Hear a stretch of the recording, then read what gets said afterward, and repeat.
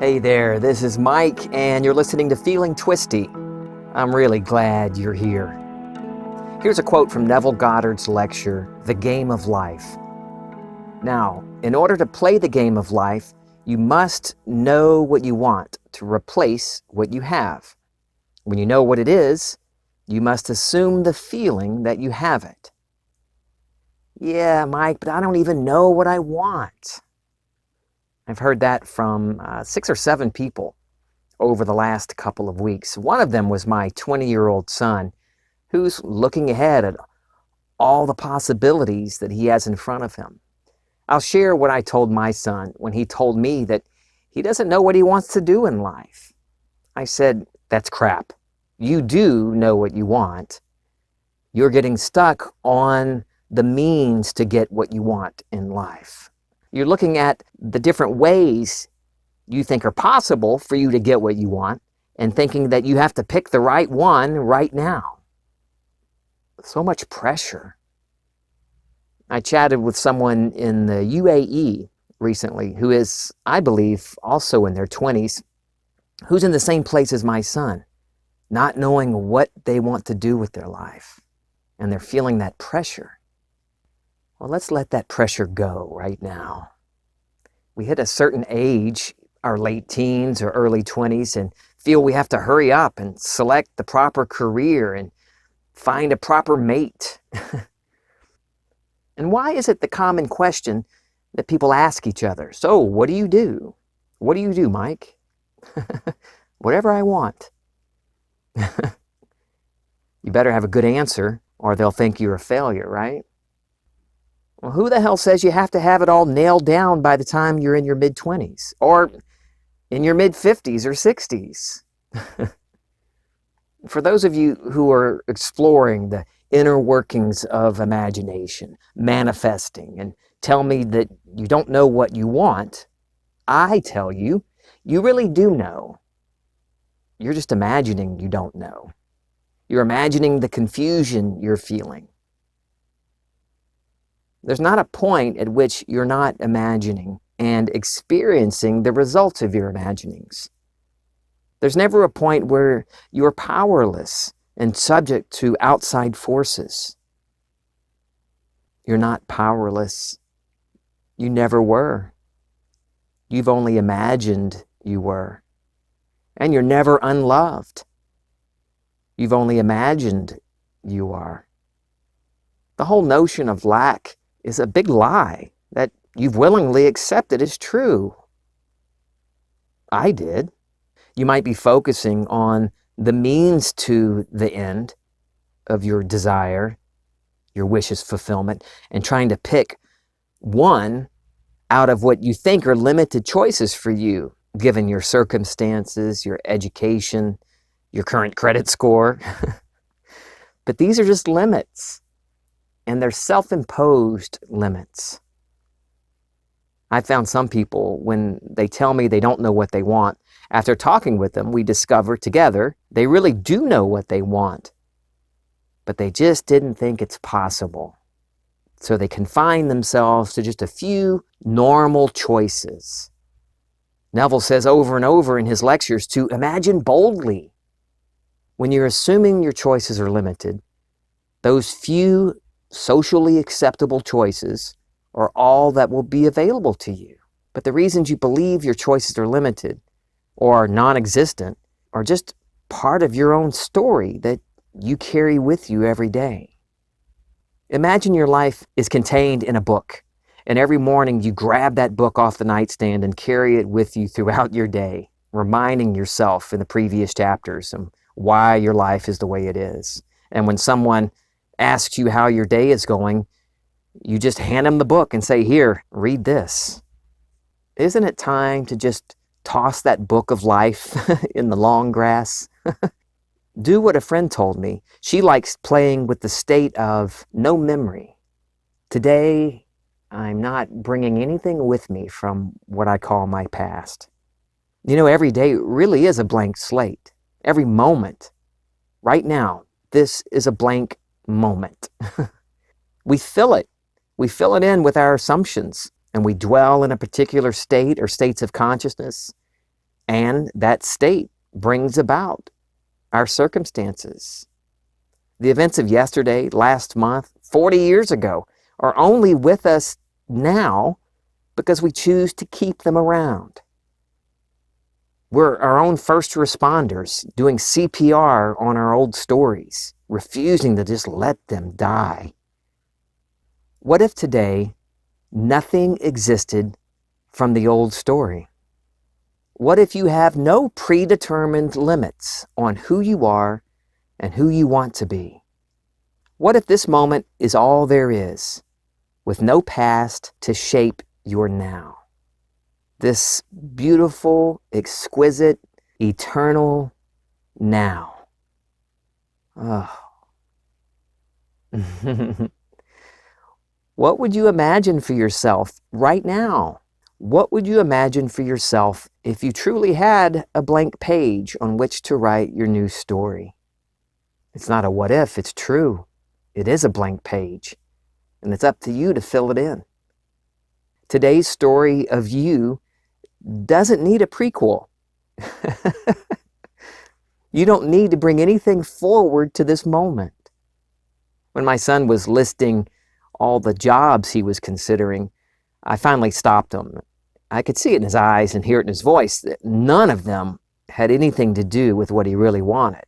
He told me what he really wants to do. I knew he knew what he wanted, but he was doubting himself and doubting that that particular dream was even possible for him. So he did what everybody does at some point in their lives, looks around, what is everybody else doing? What's normal? Well, I've got to get a job I freaking hate, and punch a clock, collect enough money to pay my bills, and hopefully have enough left over to have some fun. And maybe one day, I don't know, because at this moment it's pretty miserable. Screw that. That crazy, wild, far out, amazing thing that you want to do or want to be in life is absolutely possible. And if anybody tells you that it's not, maybe don't look to them for advice anymore. That stuckness, that stuck feeling and confusion springs from a misidentification of self. You are imagination, or fill in your limitless, universe-creating, life-giving force term of choice there. You're it. When you're lost in the identity of this imagined self, what we call reality and normal life, things seem difficult. You are imagining the imagined self. This body and this life of yours is the result of what you're imagining. You're lost in this state of consciousness, believing yourself to be the state, and believing the results of the state are caused by others out there somewhere. So from that state of lack, you believe you have to carry the past with you, believe your choices are limited. You believe you have to work through things and find clarity and reprogram your subconscious. You believe you have to defend your beliefs to people you've never met and you probably never will on social media. Hey, I agree. Life can be awful, depressing, a struggle when I think I am this imagined self. When I think this is all I've got to work with, life is a drag, man. From that point of view, my choices are limited. But these things, these thoughts of limits and lack, spring from my state of consciousness. You say you don't know what you want. I say you really do. And I could come up with a 10-step plan for you to find clarity on what you do want. Find your purpose, the color of your balloon. But I'd rather remind you of the freedom you already have. I'm going to use the G word here. You are God, imagining you are without choice and limited. You're God, feeling like you're limited, feeling the reality of limits and lack.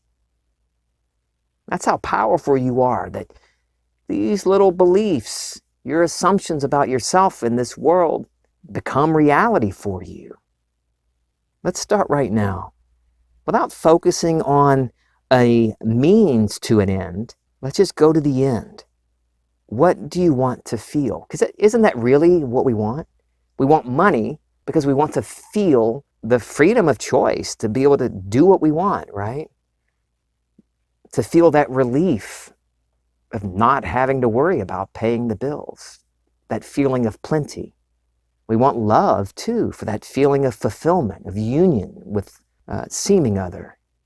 So what do you want to feel? That's where the power is. You are the unlimited, undefinable, and indescribable, believing yourself to be limited and trapped and miserable. You have absolute freedom to imagine yourself into anything. Just let yourself go with it. Let go of what you think your family will say, or whether or not the economy is right, or what the political climate is. Your true self is what Neville Goddard calls imagination.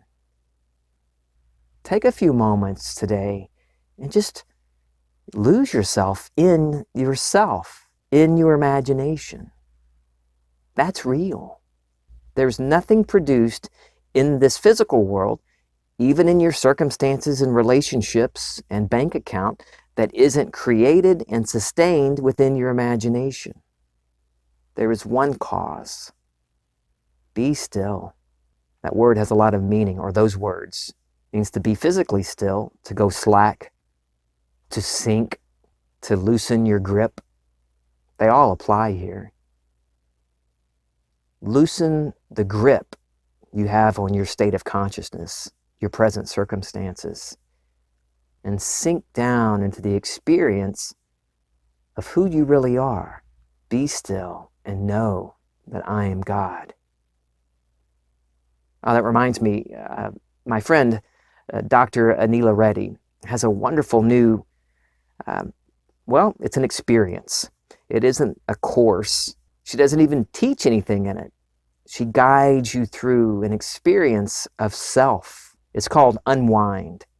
I did it. I loved it. It's a simple way to discover what Neville calls the first principle.